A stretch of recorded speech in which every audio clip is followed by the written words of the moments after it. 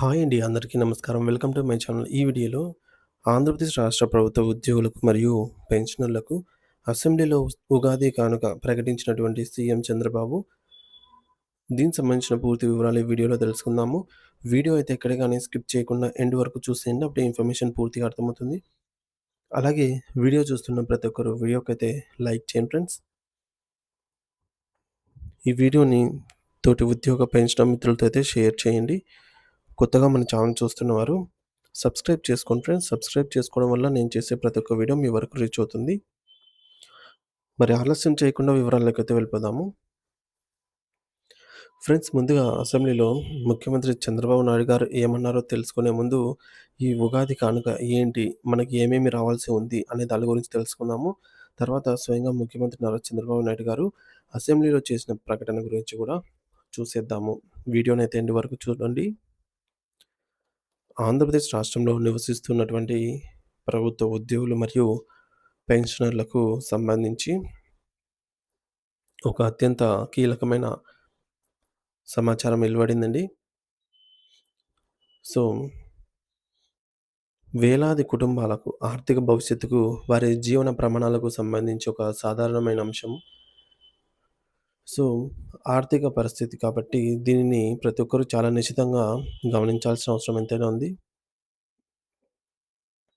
So, ఉద్యోగులు ఎంతో కాలంగా ఎదురుచూస్తున్నటువంటి కొత్త పీఆర్సీ, ఎంతో కాలంగా పెండింగ్‌లో ఉండిపోయినటువంటి కరువు భత్యం.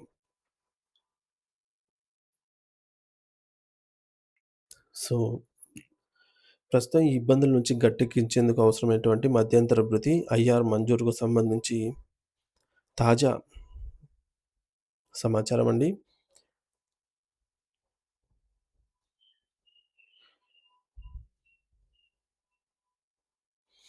సో, ప్రభుత్వం ఈ సమస్యలపై ఏ విధమైన ఆలోచనలో ఉంది?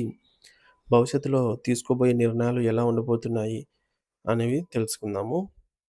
ఆంధ్రప్రదేశ్ రాష్ట్ర సుదీర్ఘ రాజకీయ మరియు పరిపాలన చరిత్రలో మునుపెన్నడూ చూడని విధంగా ఒక రకమైన చీకటి అధ్యాయంలాగా ప్రభుత్వ ఉద్యోగులకు మరియు పెన్షనర్లకు చెందాల్సిన వివిధ రకాల ఆర్థిక బకాయిలు నేడు 40,000 కోట్ల రూపాయల భారీ స్థాయికి చేరుకోవడం అనేది అత్యంత ఆందోళన కలిగించే విషయం.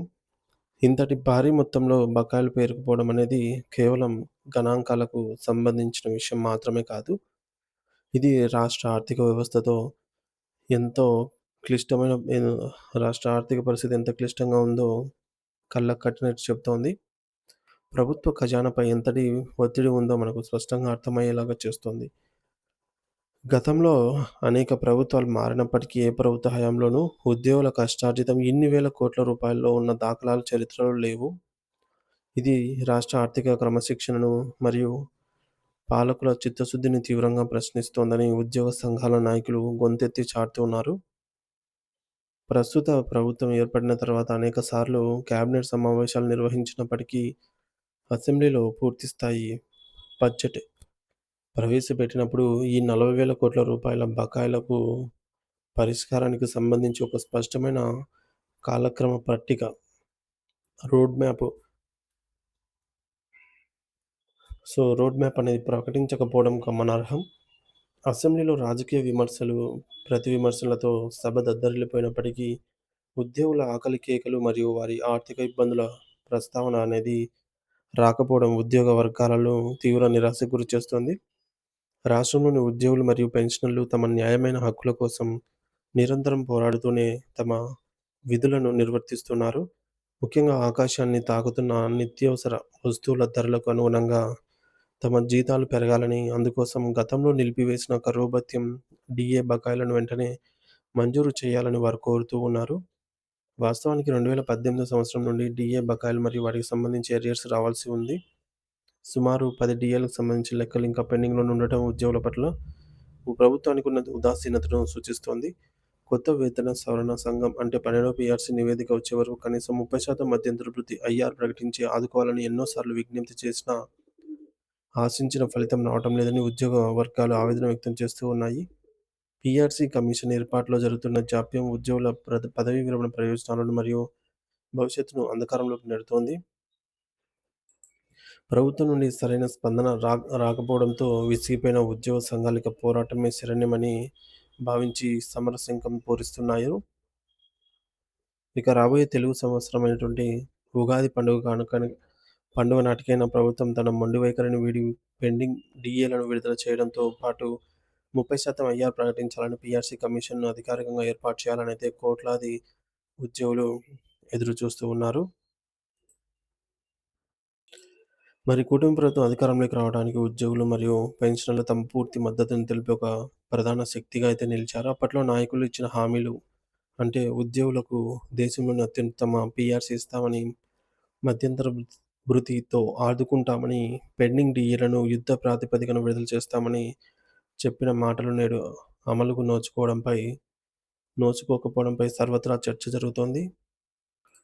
మరి ముఖ్యమంత్రి చంద్రబాబు నాయుడు గారు, ఉప ముఖ్యమంత్రి పవన్ కళ్యాణ్ గారు మరియు నారా లోకేష్ గారు ఎన్నికలకు ముందు ఉద్యోగ సంఘాల జేఏసీ నాయకులతో ప్రత్యేకంగా సమావేశమై అధికారంలోకి వచ్చిన వెంటనే దాన్ని అన్ని ఆర్థిక వ్యవస్థలను పరిష్కరిస్తామని భరోసా ఇచ్చారు.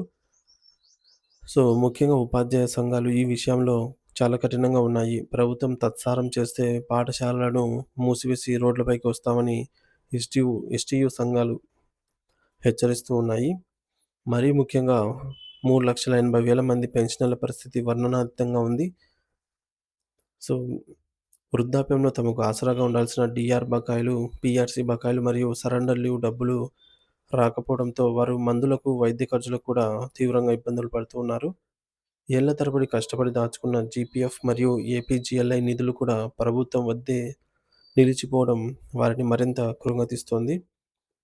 కమ్యూటేషన్ గ్రాట్యుటీ వంటి పదవీ విరమణ ప్రయోజనాలు అందక చాలామంది వృద్ధులు అప్పుల పాలవుతూ ఉన్నారు. సో, ప్రభుత్వం ఇప్పటికైనా ఉద్యోగుల కోరికలనైతే తీర్చాలి అని చెప్పేసి భావిస్తూ ఉన్నారు. ఇది ఇలా ఉండగా అసెంబ్లీలో ముఖ్యమంత్రి నారా చంద్రబాబు నాయుడు గారు ఉద్యోగులను ఉద్దేశించి ఏమని చెప్పారో ఇప్పుడు చూద్దాము.